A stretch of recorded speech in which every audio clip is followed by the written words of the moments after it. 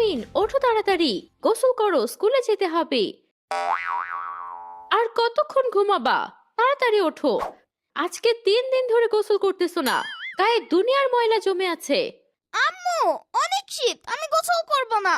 আমি পানি গরম করে দিচ্ছি, তাড়াতাড়ি গোসল করে আসো। ঠিক আছে, কিন্তু এরপর আর গোসল করব না।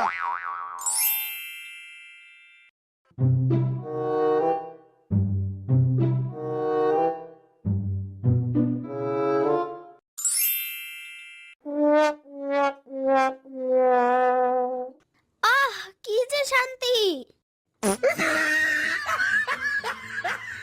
আম্মু, আমার বোলের পানি বদলায় দাও।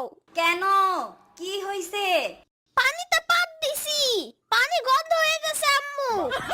ধুরো, তুমি গোসল করে আসো তো।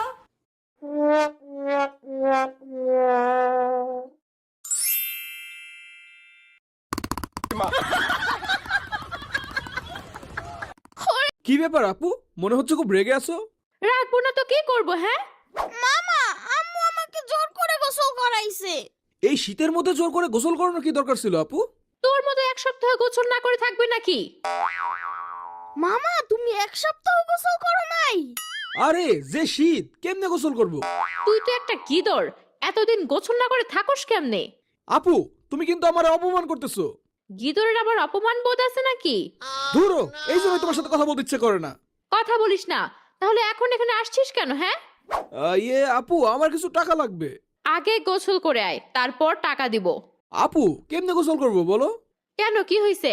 সকালে টয়লেটে গেছি, বদনার পানি এত ঠান্ডা আছে, এখন আমার পেছন সাইডটাতে আমি কোনো ফিল পাই না। মামা, তুমি তাহলে চুলায় গিয়ে বসো। আইডিয়া তো ভালোই দিছো মামা, কিন্তু আগুনরে বিশ্বাস নাই, পরে আবার সব পুরায় ফেলবে। তোর এসব ফালতু কথা বন্ধ কর, যা ইয়ামিনকে একটু স্কুলে দিয়ে আয়, আর আসার সময় নিয়ে আসবি। তাইলে আমার টাকা দিবা? হ্যাঁ, দেবো নে, যা। ইয়ামিন, চলো তোমার নিয়ে স্কুলে যাই।